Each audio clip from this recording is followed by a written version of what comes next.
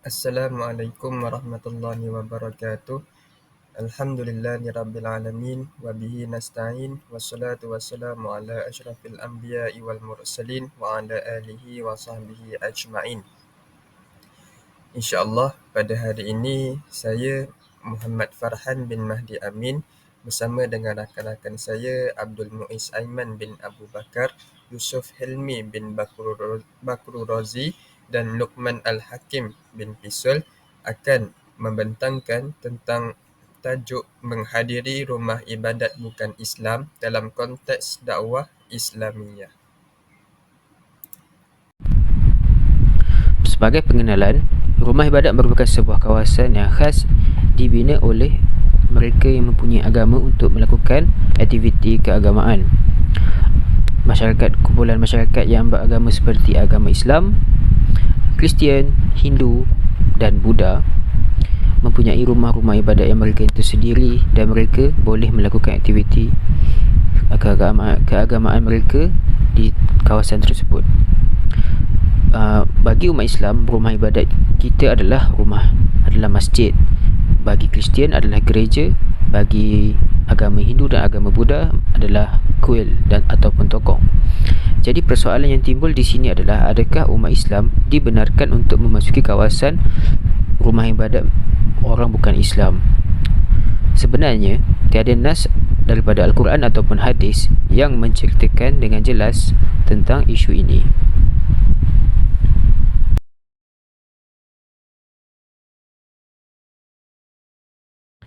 Sebelum kita memasuki kepada pandangan ulama tentang isu ini, kita perlulah mengetahui apa yang dimaksudkan dengan rumah ibadat secara terperinci. Rumah merupakan satu binaan yang digunakan khas untuk menjadi tempat tinggal atau tempat lakukan aktiviti. Ia juga merupakan sebuah perkataan yang melambangkan sebuah bangunan ataupun gedung. Ini adalah menurut Kamus Dewan Bahasa dan Pustaka.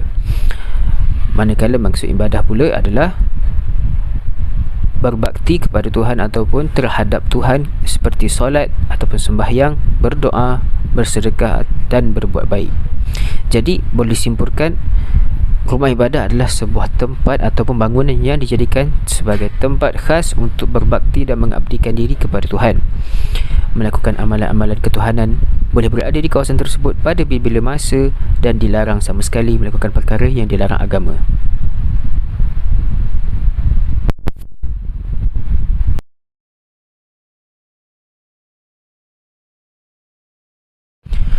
Jadi apakah pandangan ulama tentang hal ini? Yang ini, adakah orang Islam boleh memasuki ke kawasan rumah orang ibadat orang bukan Islam? Ulama telah mengeluarkan 3 hukum. Yang pertama adalah haram. Haram disebut oleh Imam Syihabuddin Al-Haytami adalah apabila seorang Muslim memasuki ke kawasan gereja disebabkan oleh ilah kewujudan patung-patung. Hukum jadi makruh, dan ini diberi pendapat oleh ulama-ulama Hanafiyah dan ulama Syafi'iyah. Ulama Hanafiyah berpandangan bahawa makruh tahrimi untuk umat Islam solat di dalam gereja atau kawasan penyembahan orang kafir kerana ianya tempat perkumpulan syaitan. Pandangan ini disokong oleh beberapa ulama besar seperti Syekhul Islam, Ibn Taymiyah, dan disokong sebahagian ulama Syafi'iyah. Tetapi ulama Syafi'iyah menyatakan bahawa jika orang kafir melarang orang Islam untuk mendirikan solat dalam kawasan gereja ataupun di rumah ibadat mereka, maka hukum yang tadi ada makruh jatuhnya hukum haram.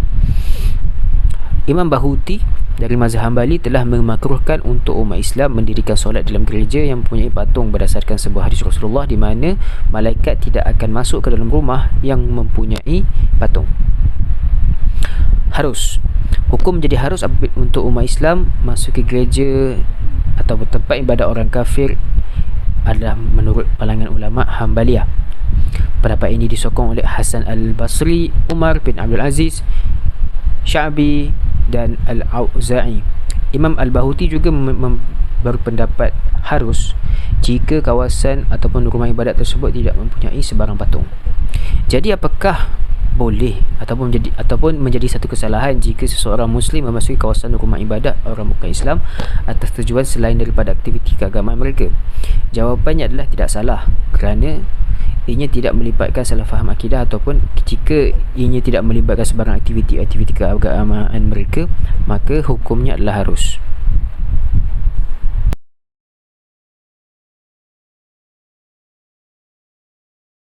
Seterusnya iaitu ciri-ciri orang Islam yang menghadiri rumah ibadat bukan Islam. Yang pertama iaitu di bawah penganjuran aktiviti lawatan sekolah atau universiti ke kuil atau gereja, yang mana lawatan tersebut mestilah bertujuan untuk melaksanakan tugasan dalam konteks memahami konsep setiap agama selain Islam. Sekiranya selain daripada konteks ini, maka tidak dibenarkan untuk pergi ke rumah ibadat bukan Islam. Dan yang kedua iaitu menyertai aktiviti kemasyarakatan. Sebagai contoh, membersihkan rumah ibadat bukan Islam. Rumah Islam sememangnya diseru untuk melakukan kebaikan, tetapi perlu menjaga diri supaya tidak terjebak dalam perkara yang boleh menimbulkan salah faham.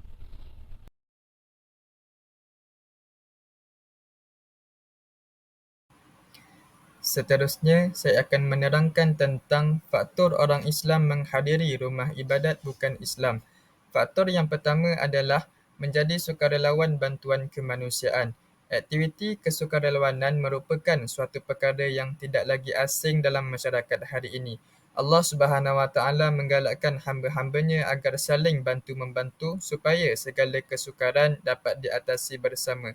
Setiap kerja kebajikan yang dijalankan pasti akan mendapat ganjaran yang besar di sisi Allah Subhanahu Wa Taala. Namun, setiap bantuan yang diberikan kepada orang bukan Islam hendaklah tidak melebihi garis panduan yang telah ditetapkan agar kesucian akidah kita terpelihara. Faktor yang kedua pula adalah menghormati hubungan kekeluargaan. Aktiviti menziarahi rumah ibadat bukan Islam sentiasa menjadi amalan masyarakat apabila tiba musim perayaan, adanya kenduri perkahwinan dan berlakunya kematian dalam kalangan ahli keluarga terdekat. Perkara ini bertujuan bagi menghormati dan menjaga hubungan sesama ahli keluarga supaya dapat mewujudkan suasana yang aman dan juga harmoni. Namun, kehadiran orang Islam ke rumah ibadat bukan Islam hendaklah sebagai hadirin biasa sahaja, yang mana mereka dilarang mengikuti segala ritual keagamaan yang dibuat oleh orang bukan Islam.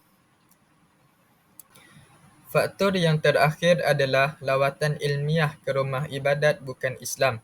Lawatan ilmiah sering berlaku pada para pelajar universiti, khususnya yang mengambil kursus ilmu perbandingan agama, yakni Muqaranah Al-Adyan. Kursus ini amat penting dijalankan dengan melakukan kajian lapangan bagi mendapatkan input yang lebih dan juga gambaran yang jelas daripada mendengar teori semata-mata. Islam adalah agama rahmah. Islam tidak mengekang umatnya bertoleransi dengan agama lain. Justru, lawatan ilmiah ini diharuskan kerana ia dihadiri oleh beberapa ilmuwan yang berpengetahuan tinggi dalam ilmu agama. Namun, mereka perlulah berwaspada dan juga berhati-hati agar aktiviti yang dijalankan masih berada dalam landasan Islam yang sebenar.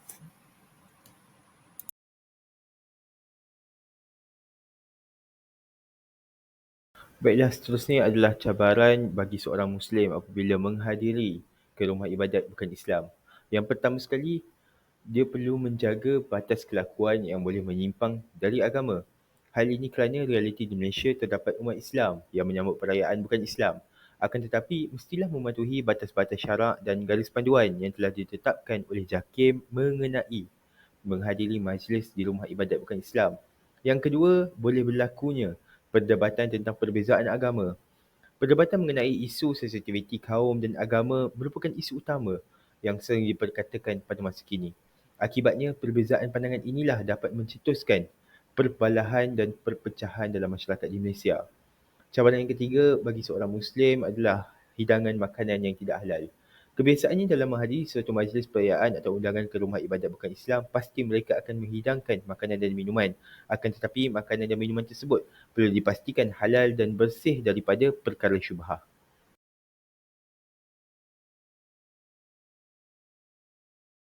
Yang seterusnya iaitu kesan menghadiri rumah ibadat bukan Islam.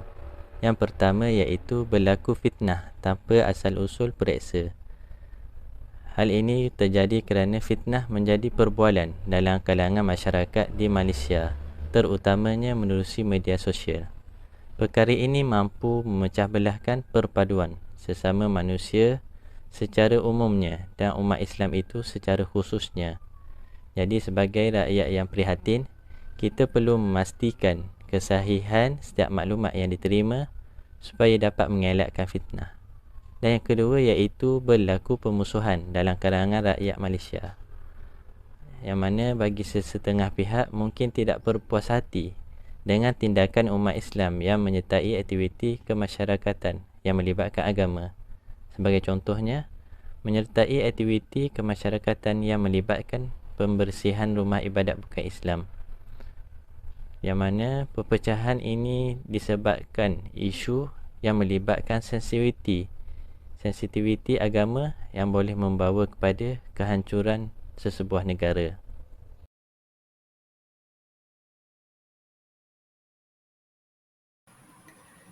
Pendekatan atau jalan penyelesaian. Yang pertama, pendedahan awal mengenai program kesukarelawanan. Penganjur program seharusnya mendapat pendedahan awal daripada pihak berkuasa sebelum menjalankan aktiviti kesukarelawanan yang melibatkan pelbagai lapisan masyarakat, khususnya umat Islam. Pendedahan awal berkaitan ilmu Islam adalah suatu kaedah terbaik dan amat penting untuk diketahui dan dipelajari sebelum membuat sesuatu perkara yang berkaitan dengan akidah. Dengan adanya pendedahan awal, segala salah faham dan tanggapan buruk yang berlaku dapat diatasi dengan baik. Yang kedua adalah menghormati pantang larang semua agama. Umat Islam dituntut agar menghormati cara hidup dan budaya orang bukan Islam dalam pelbagai sudut untuk menjaga keharmonian dan kesejahteraan masyarakat majmuk di Malaysia. Setiap pantang larang mempunyai sebab dan kepercayaan yang tertentu. Justeru amat baik bagi kita supaya menghormati semua pantang larang agar tidak berlaku salah faham dalam agama. Cara penyelesaian yang terakhir adalah tegas dalam menegakkan undang-undang Islam. Undang-undang Islam adalah undang-undang yang datang daripada Allah Subhanahu Wa Taala. Ia merupakan syariat yang perlu diikuti oleh semua umat Islam. Tidak dikecualikan dalam hukum menzarahi rumah ibadat bukan Islam, di mana ada waktu dan keadaan ia dibolehkan dan juga ada waktu dan keadaan ia tidak dibolehkan menzarahi. Perkara ini juga dibahaskan oleh para ulama dan hendaklah sentiasa berpandukan Al-Quran dan hadis agar beroleh kefahaman yang tinggi dalam memahami undang-undang Islam.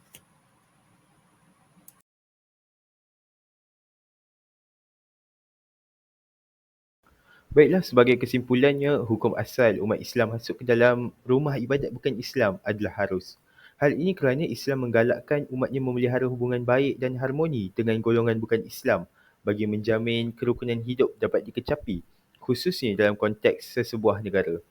Islam juga telah meletakkan garis panduan yang jelas dalam menyantuni golongan bukan Islam selagi mana tidak menyentuh kesucian akidah dan syariat Islam.